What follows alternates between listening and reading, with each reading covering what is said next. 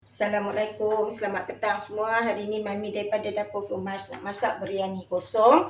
Yang mana biryani kosong ni biasanya disediakan di restoran-restoran, di kedai-kedai nasi kandar yang kadang-kadang dia buat menu khas untuk hari Jumaat dan sebagainya. Biryani ya. Biasanya mereka masak biryani kosong supaya kita boleh satukan dia dengan lauk-lauk pilihan hati kita. Okey, biryani ni tak banyak bahan yang dia pakai. Kita ada basmati di sini yang mana Mami dah toastkan setengah jam dalam air sebanyak suku kilo. Mami juga ada tomato yang kadang Mami rincik lebih kurang 1,5 biji. Mami ada bawang lebih kurang dalam 150 gram. Mami ada daun ketumbar macam tu, setengah cup macam tu, dan sebiji limau nipis. Kita juga pakai yogurt ya, plain yogurt. Kamu boleh pilih yogurt apa yang kamu suka asalkan dia yogurt asli yang kosong. Di sini kita ada minyak sapi lebih kurang 1 sudu makan besar penuh dan juga lebih kurang 1,5 camca makan minyak corn oil yang Mami pakai. Di sini kita ada kunyit serbuk, cabai serbuk, cili kering serbuk dan juga sedikit garam yang kita akan guna. Jom kita masak. Okey, panaskan kuali. So, Mami nak masukkan minyak sapi dengan minyak masak sekali dalam pot ni. Ya. Kemudian kita akan bagi semua sekali hancur. Minyak sapi tu terus berlinang kita kata.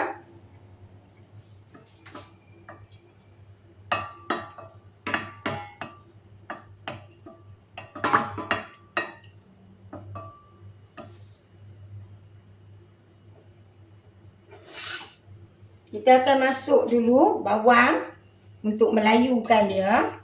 So, Mami masuk semua bawang.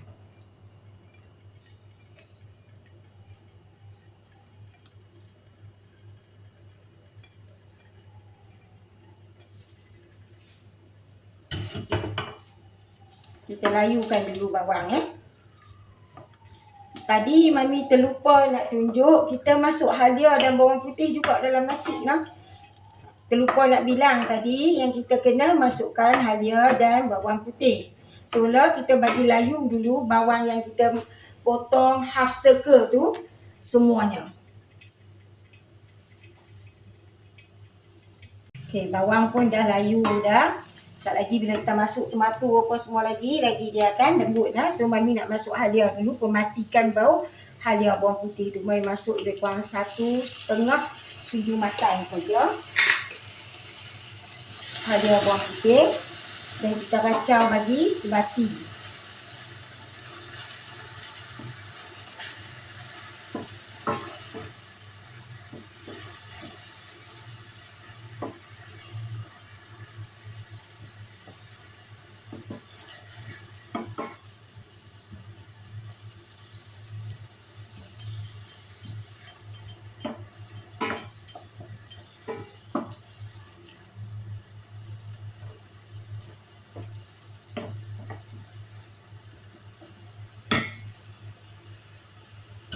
So, lepas ni kita masuk tomato biji yang tadi kita potong semua tu Kita masuk tomato biji dulu.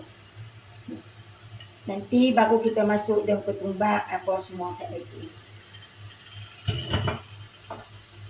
Di samping tu kita juga akan masuk cili serbuk, kunyit dan juga garam. Nak tahu berapa-berapa jumlah yang Mami masukkan boleh tengok di dalam description nanti dalam video Mami Mami bagikan anggaran macam mana nak masak. Kadang-kadang ni kita ada mana-mana kurang, kita boleh tambah sendiri untuk menyedapkan lagi Ni kita piak dulu dia layu.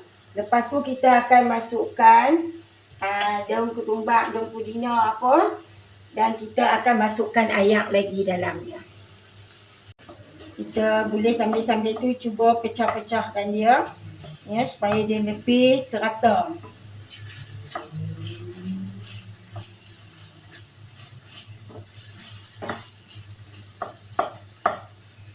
So lah mami nak masuk dan ketumbak, dan pedina apa semua sekali siap-siap dalam ni nah. Lepas tu baru kita akan masuk ayak. Ni ada 2-3 biji cabai pun mami masukkan sekali. Kita kuih dia bagi rata. Semua ni nak kena lumai. Bila kita pergi makan di kedai nasi kandar atau restoran mamak yang sediakan biryani, kita tak nampak daun-daun tu kan, sebab semuanya dah lumai. Kan? Inilah nasi biryani kosong yang paling simple nak masak, yang mana dia tak pakai susu apa tambahan, dia cuma pakai yogurt saja dan sedikit berwarna kuning untuk bagi dia nampak kuning macam tu. Dia juga tak letak garnishing apa-apa. Macam di kedai mamak yang kita makan, kerap kalinya dia tak ada. Di restoran-restoran mamak dia tak bubur pun gajus goreng ke, kismis goreng ke. Tapi tak salah kalau kita nak masukkan dalam nasi kita atau hias atas nasi bila dah siap masak, kita nak sediakan untuk family ke atau untuk tetamu yang mai rumah kita ya. Okey, mami akan biar dia sekejap. Lepas tu mami akan masukkan ayak lebih kurang 300 ml. Solar kita tambah 300 ml punya ayak dalam bahan ni. Dalam tomato semua yang kita satukan tadi, masukkan 300 ml ayak nah.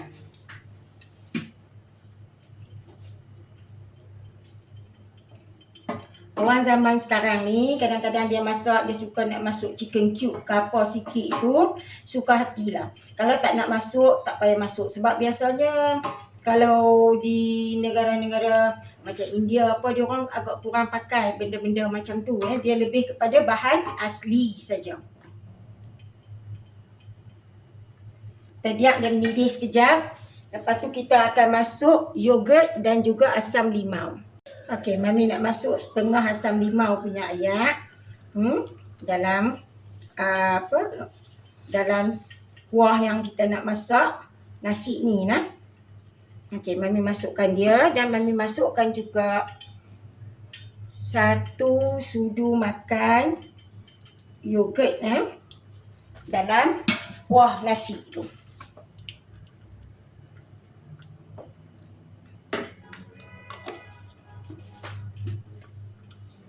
Kacau bagi semua serata dulu nah.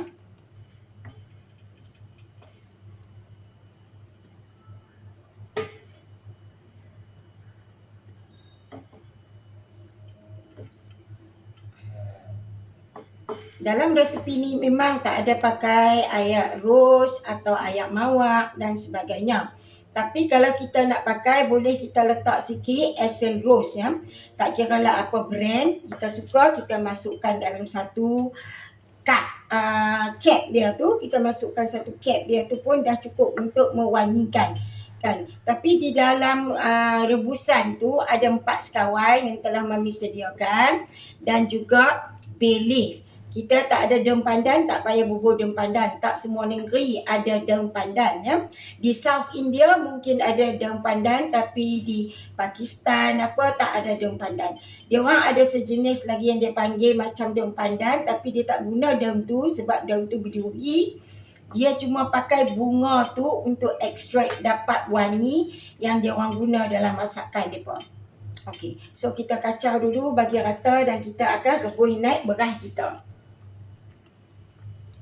Ni ayak yang tadi mami rebus bagi panas yang tadi mami bubur 4 sekawan, mami bubur bay leaf dan mami bubur sikit berwarna kuning untuk menjadikan warna kuning pada nasi tu. Ada 4 sekawan tu ada bunga cengkeh, bunga lawang, kayu manis nah.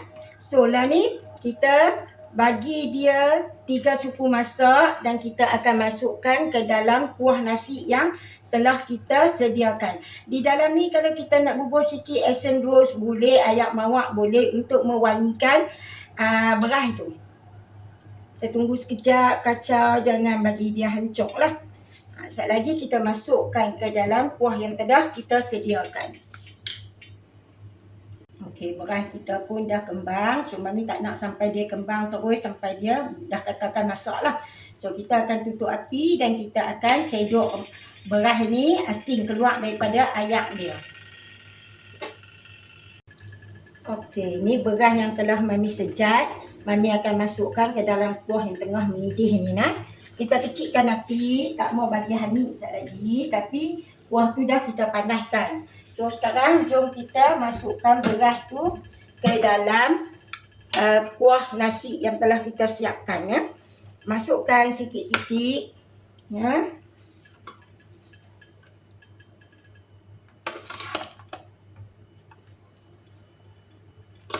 Sampai habis semua nah.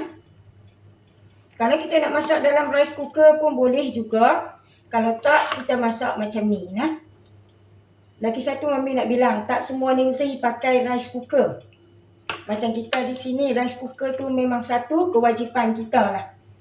Kalau tak ada rice cooker, kita rasa macam mana nak masak nasi kan? Tapi tak semua negeri pakai rice cooker. Nanti kita samakan semua sekali bagi rata dan kita kuih naik. Ayat kuah dari bawah tu naik ke atas ya.